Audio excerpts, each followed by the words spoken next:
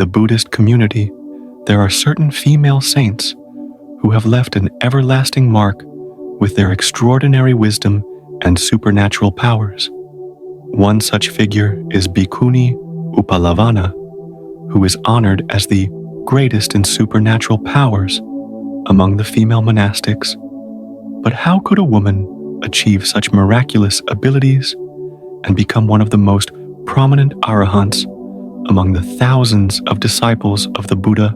Uppalavanna not only possessed incredible supernatural powers, but also had profound wisdom, which allowed her not only to attain enlightenment, but also to help and teach countless beings. Today, let's explore the life of Bhikkhuni Uppalavanna, a woman who demonstrated that wisdom and supernatural abilities are not beyond reach, and the path to enlightenment is always open to those who are truly dedicated in their search. The story begins in the time of the past Buddhas, such as Padumuttara and Vipassi. In those lifetimes, this girl had the good fortune to listen to the Dharma and make great offerings, especially of lotus flowers. She also made a vow at the feet of these Buddhas that she would one day attain arahantship, becoming a saint capable of teaching the Dharma, and most importantly, developing supernatural powers. At a time when there was no Buddha in the world, a girl was born into a poor working-class family. One morning, on her way to the fields to work, she saw several beautiful lotus flowers blooming in a pond. Delighted, she waded into the water, plucked a few flowers, and picked some lotus leaves as well.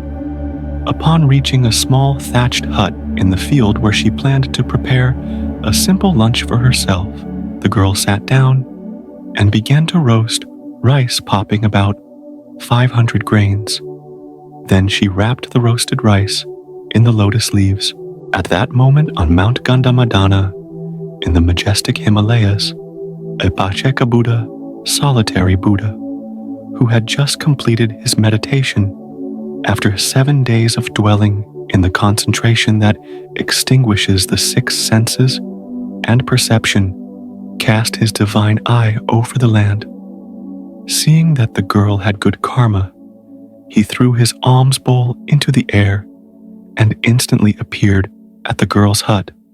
At that moment, the girl was about to step into the field when she saw the ascetic. Due to her past good karma, she immediately developed pure faith. She went into the hut, took the wrapped rice, and placed it in the alms bowl, covering it with the lotus flowers for beauty. With a sincere heart, she clasped her hands together and made a vow, by the merit of offering roasted rice and lotus flowers today, may I have as many sons as the number of grains of rice, and may every step I take produce a fresh blooming lotus. The solitary Buddha, pleased with her offering, used his supernatural powers to fly back to the mountain, placing the lotus flowers carefully on a rock before entering the Nandamulaka cave to meditate and partake of his meal. Every action of the Buddha was clearly visible to the girl, bringing her great joy and satisfaction. After passing away, the merit of her offering brought her to the heavenly realms, enjoying the 5 sensual pleasures of the gods. Once her time in the heavens ended, she was reborn as a human, but this time she was conceived in a lotus bud at the foot of a mountain. Nearby, a hermit was dwelling. One morning, as he went to the pond to wash his face, he saw all the lotuses had bloomed except for one unusually large bud, which seemed to be holding dew. He thought to himself, there must be a strange or special reason or karmic connection behind this. Curious, the hermit waded into the pond and placed his hand on the lotus bud. To his astonishment, the lotus petals slowly began to open, and inside a small, beautiful girl appeared, curled up like an infant in her mother's womb. the hermit was suddenly moved, and paternal love arose in him. He took both the lotus flower and the little girl back to his hut and placed her on a bed of grass.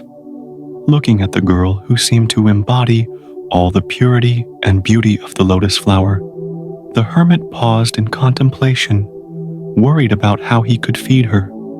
Suddenly, his index finger became moist, and a stream of pure white milk began to flow from it. When he tasted it, he realized it was milk. Seeing this miraculous occurrence, he understood that the girl's merit was extraordinary, beyond the comprehension of ordinary beings. From that moment, the hermit devoted himself fully to caring for and nurturing the infant.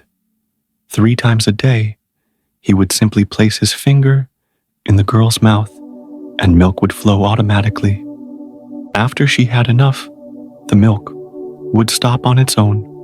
The little girl grew rapidly, learning to walk and run. The hermit noticed another strange thing. With each step, the girl took a lotus flower appeared to support her foot. This image seemed like an illusion, for when he went to check, the lotus was no longer there.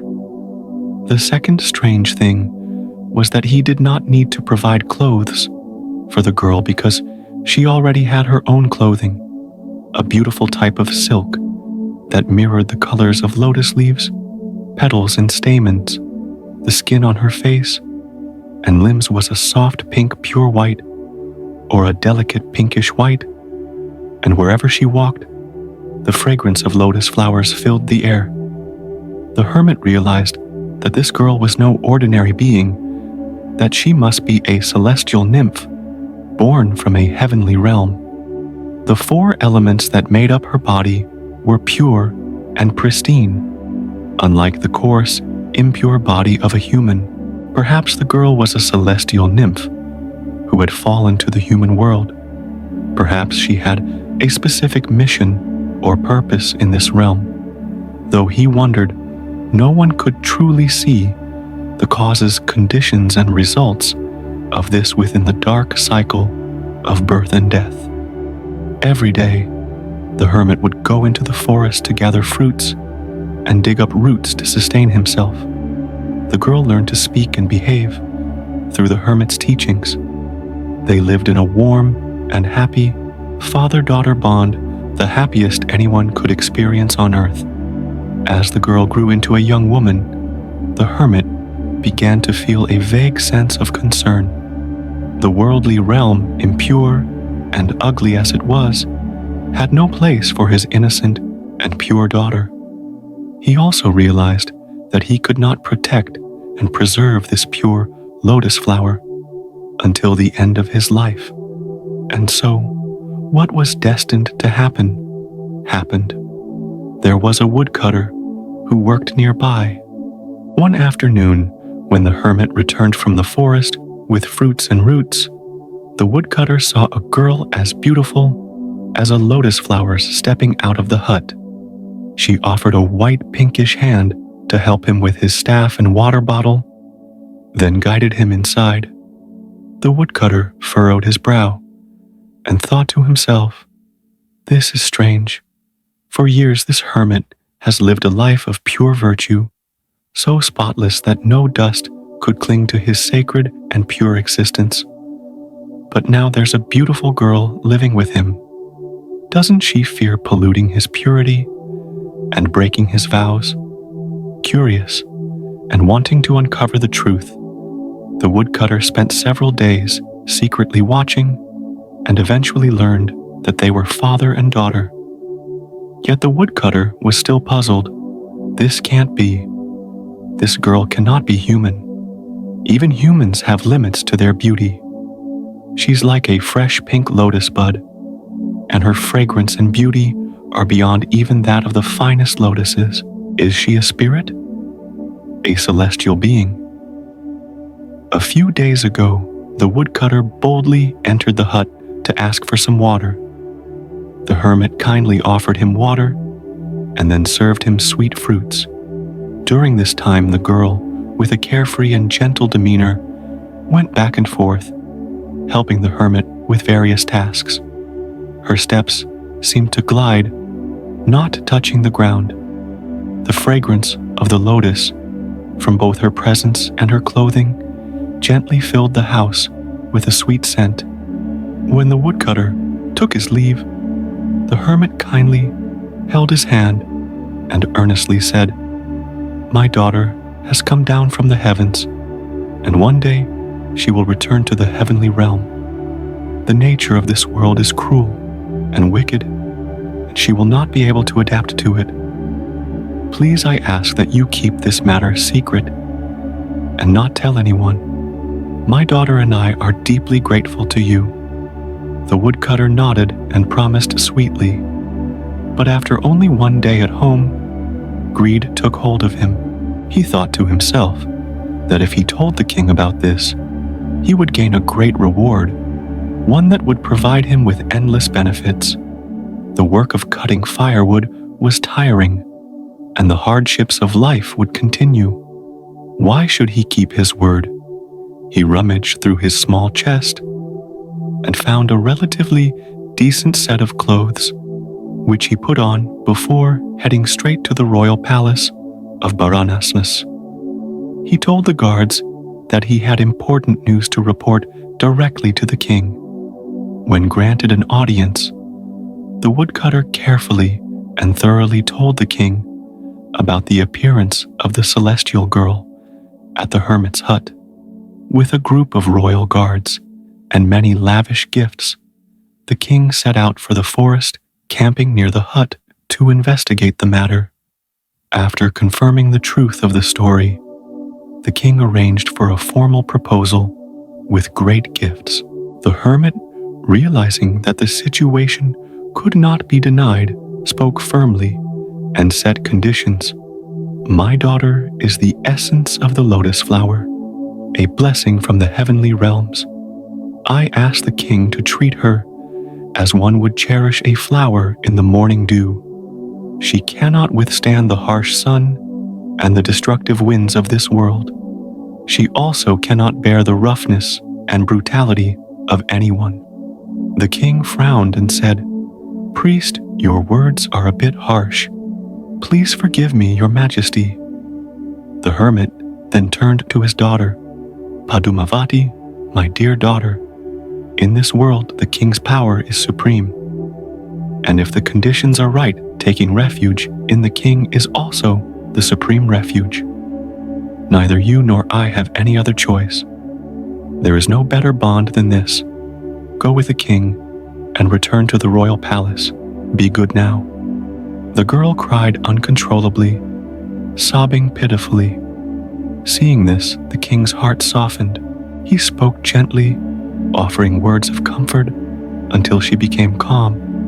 Afterward, the king ordered that royal clothes and a crown adorned with jewels be brought and placed on the girl, officially crowning her as queen on the spot, before preparing for the ceremony to bring her back to the palace. The hermit said to the king, "Your Majesty, please take these golden and silver platters as well. I do not need these things. They are useless to me. I only require forest fruits and spring water." The king, in his surprise, lowered his head. "Please follow the command of the father-in-law of the kingdom. That kingdom staff. Your Majesty, please take it away from here."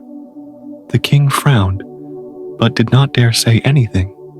After the daughter left, the hermit abandoned his hut and went into seclusion in the snowy mountains.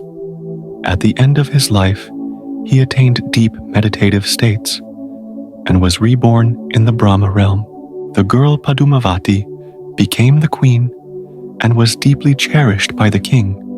However, her elevation to such a high position caused the other queens to feel jealous, envious, and gossip about her. Then, according to her earlier vow, she gave birth to 500 sons due to the merit of the 500 grains of rice. But only Prince Mahapaduma was born in the usual way. The other 499 sons were born miraculously. However, this was the very reason why the other queens schemed to harm her when the king went off to resolve a rebellion in the border regions.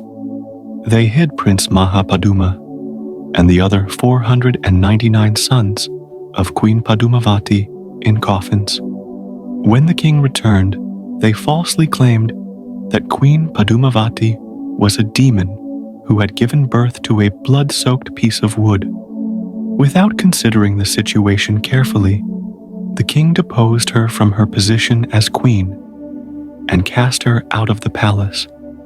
Since being deposed, Queen Padumavati's appearance became disheartened, pale and wan, and the lotus flowers that had once appeared at her feet vanished. All the blessings that had once supported her seemed to wither and disappear. Later, due to some remaining good karma, she was given shelter and food by a kind-hearted woman. Not long after, due to the karmic retribution she was experiencing, and with the help of King Saka Indra, the deceitful schemes of the other queens were exposed. Queen Padumavati regained all her honor status and beauty just as she had before. After being deposed from her position as queen and then restored to it, Padumavati was crowned again with great ceremony and splendor. The other malicious queens who had conspired against her were spared the death penalty by her request and were instead sentenced to live as maidservants in the palace until the end of their lives. Later, all 500 of her sons became ascetics and attained the state of solitary Buddhas. They lived in the deep forest. In the end, due to their solitude and sorrow, they passed away. Padumavati too was born into a poor family in her next life. She performed meritorious deeds, was born in the heavenly realms, and then wandered through various realms of gods and humans. During the time of Buddha Kassapa, she was reborn into a royal family as a princess, the daughter of King Kiki, in the city of Varanasi, in the kingdom of Kasi. She had 7 sisters, and she was the second named Samanagutta. Although she lived in luxury, possessing both beauty and intelligence, all 7 sisters refused marriage. They dedicated themselves to listening to the Dharma, living a life of virtue and moral discipline, without tiring or turning back.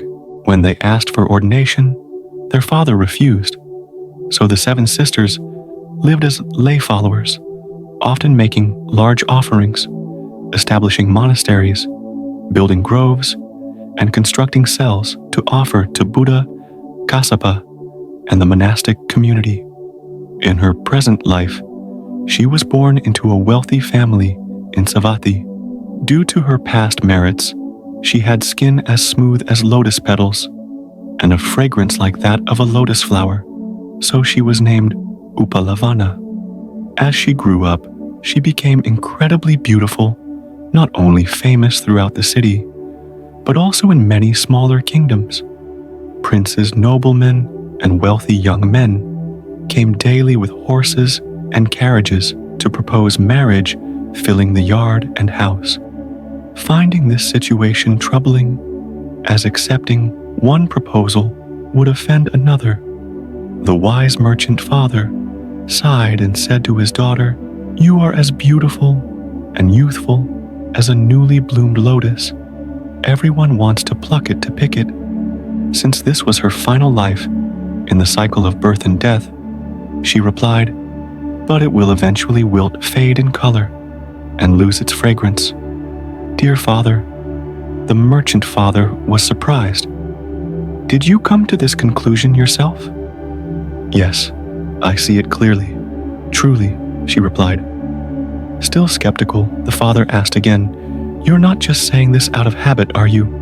"No, I speak from my heart, from the deep feelings within me." "Dear father, from the heart, truly, if you feel this way, then why don't you ordain? Go forth and ordain. Do you know Venerable Gautam?" "Yes, I know her. I know her well. I often go to listen to the Dharma at the nunnery. There are so many precious women who have voluntarily cut off their youthful hair and live a life of liberation, as free as the air. I want to ordain like them, dear Father. Oh, I thank you, my child. No, I thank you, dear Father. With that, the young Uppalavanna discarded all temptations of wealth, fame, status, and even youthful beauty, and went to the nunnery to request ordination, living the life of a wandering beggar. This news shook the entire city and shattered the hearts of countless handsome and elegant young men. One day, while sweeping the meditation hall and lighting the lamps, the soft red light caught her attention, and she gazed at it for a long time.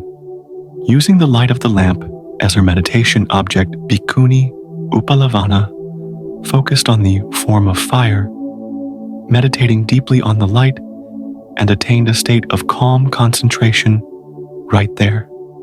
She then presented her meditation experience to Venerable Gautama for further guidance on Vipassana meditation. Bhikkhuni Uppalavanna withdrew to a quiet place to continue her practice, determined to achieve ultimate liberation through wisdom. However, when contemplating the five aggregates, the attractive and desirable images of beauty kept arising, disturbing her mind and making it difficult for her to grasp the impermanence and non-self nature of it. Little did she know that the vow from her past life, where she wished to have many children and possess the beauty of a lotus, was causing these desires to arise, creating an obstacle, a wall blocking her from perceiving the true nature of things. These images, which were stored and hidden in her unconscious mind, occasionally resurfaced from the mist of memory. Eventually, after hearing a heartbreaking story, one that was not merely sorrowful, but truly frightening and dreadful about the faults of desires, she was able to overcome them and break free from these attachments. The story was as follows. Recently, both the monastic community and the nuns at the monastery were buzzing with talk about the unusual and tragic story of a mother and daughter-in-law, both marrying the same man with many strange and rare details. This poignant and heartbreaking story reached the ears of everyone. In this city, there was a young merchant couple who had just married. Before long, the husband, along with his friends, embarked on a long trading journey. They were traveling to the far northern desert kingdoms with a caravan of horses carrying goods to sell in Rajagaha. The trip could take almost a whole year. The mother, seeing her daughter-in-law growing increasingly pregnant while her son was away, became suspicious. She questioned her daughter-in-law, who truthfully replied that she had not been with any man. The child in her womb was her grandchild, not anyone else's. The mother did not believe her and questioned her every day, insisting that she reveal the father of the child, or else she would be kicked out of the house. Feeling distressed, the daughter-in-law gathered a little money for travel expenses and decided to go search for her husband. Pregnant, she made her way to Magadha and the city of Rajagaha. The busy streets were unfamiliar, and with so many people and such vast land, how could she find her husband? One day, she went into labor. Fortunately, there was a rest house along the road, and a few compassionate women helped her deliver a healthy baby boy whose appearance was as bright as gold. From that point, she settled in a corner of the rest house to raise her child. The reason she was so fortunate was because King Bimbisara had established rest houses throughout the city and along the major roads, offering a place for travelers to rest. Additionally, every month, twice a month, He would provide charity to the poor. She and her child were able to survive for a while, thanks to this generous provision. One day, hearing that a group of merchants was passing by, she carefully wrapped her baby in cloth and placed the child on a low platform, then hurried off to inquire about her husband's whereabouts. As she walked away, a businessman who was casually strolling past the rest house and hearing the sound of a baby crying, went in to investigate. He saw the beautiful, delicate child wrapped in the cloth of the poor, and thinking the child had been abandoned, he felt compassion and decided to take the child home to raise. When the mother returned to the rest house, after failing to find news of her husband, she found her child was gone. She wept bitterly, asking around the neighborhood, but no one could give her any information. Overcome with sorrow and despair, she wandered aimlessly, lost and without direction. Her steps, weak and aimless, led her to the outskirts of the city. There, a young leader of a band of robbers, along with his gang preparing for their nightly raids, saw her wandering. She answered neither yes nor no to his questions, her eyes vacant, but her beauty unmistakable. Moved by her, he took her back to the mountain cave, had food and drink brought to her, and instructed others to bathe and change her clothes. To his surprise, when she was cleaned up, she revealed a beauty beyond compare. It took some time for her to regain her memory and realize where she was. Understanding that she had no place to go, and seeing that the leader of the bandits treated her with great care and love, she reluctantly accepted him as her husband.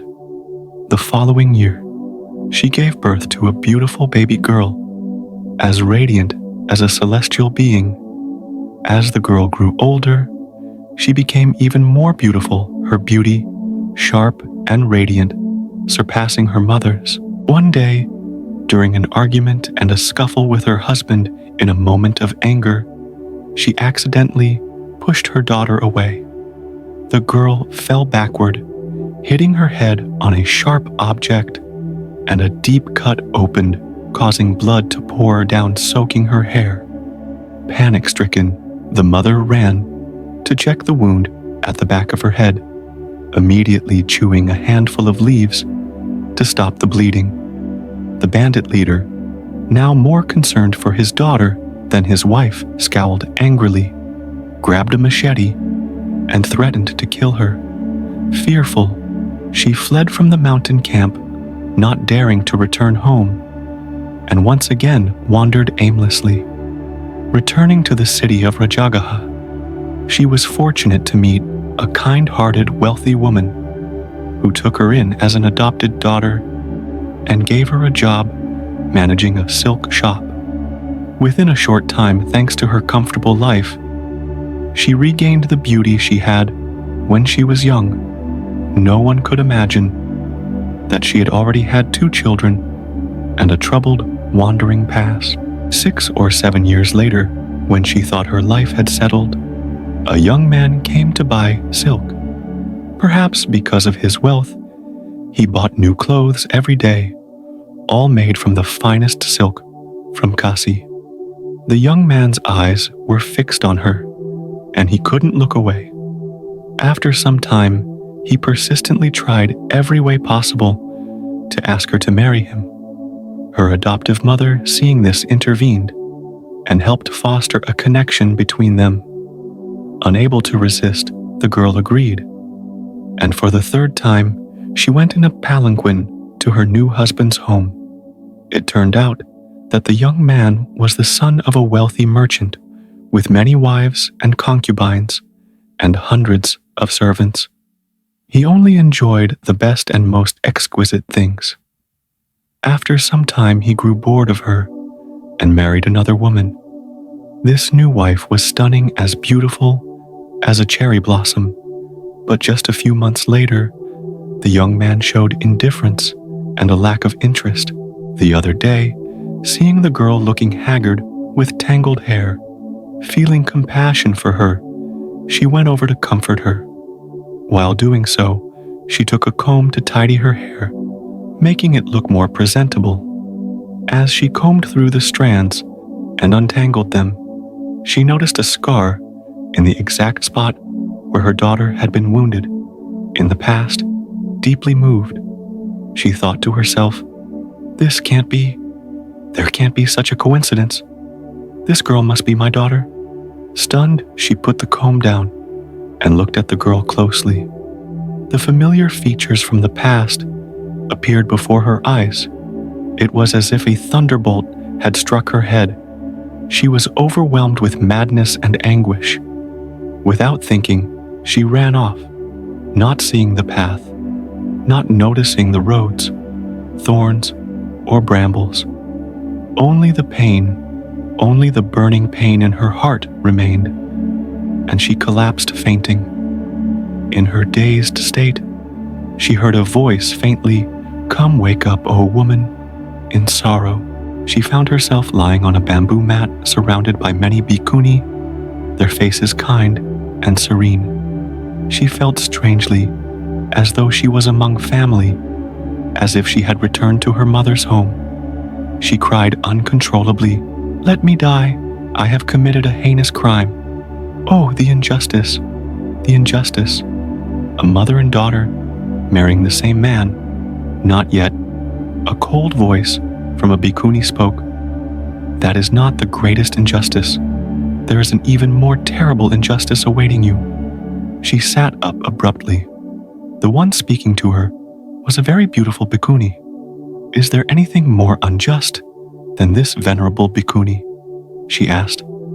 The bhikkhuni smiled and replied, "If I tell you, you must immediately choose one of two paths. First, to ordain as a nun. Second, to commit suicide. If you agree to this, then I will tell you." "Yes, I agree." Mother and daughter both married the same man, but that man is actually the son of the mother. In other words, the girl married her own brother. In another way, the son married both his mother and his sister. It is horrifying. It is immoral. It is utterly wrong. It is unimaginable. Upon hearing this, the woman fainted again. The one revealing this was Bhikkhuni Kema, who then continued to recite some verses. "Life is full of suffering. How unjust are the desires. Dirty are the desires. Ugly are the desires. Immoral are the desires. Why not abandon them? Cut off attachment to this cycle of suffering. Turn your head, and you will see the shore. Wipe your hands clean of worldly debts." Because Bhikkhuni Kema used her supernatural powers when reciting these verses, the woman heard them clearly in her ears.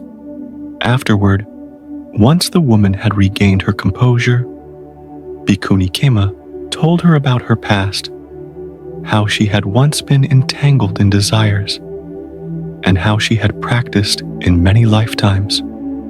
Do not blame those injustices anymore. Everyone in the cycle of samsara is equally blind in this way. It is time to wake up from this long dream. She sat up, tears streaming down her face, and with clarity she said, "I understand now, I see it. Please allow me to ordain as the others have to sever the cycle of suffering and injustice." Thus, the nunnery in Rajagaha gained another bhikkhuni, regarded as the foremost in suffering, who found the Dharma to be a life-saving raft. Bhikkhuni Uppalavanna then shared with the Buddha, "Lord, after hearing the story of that woman, my hair stood on end.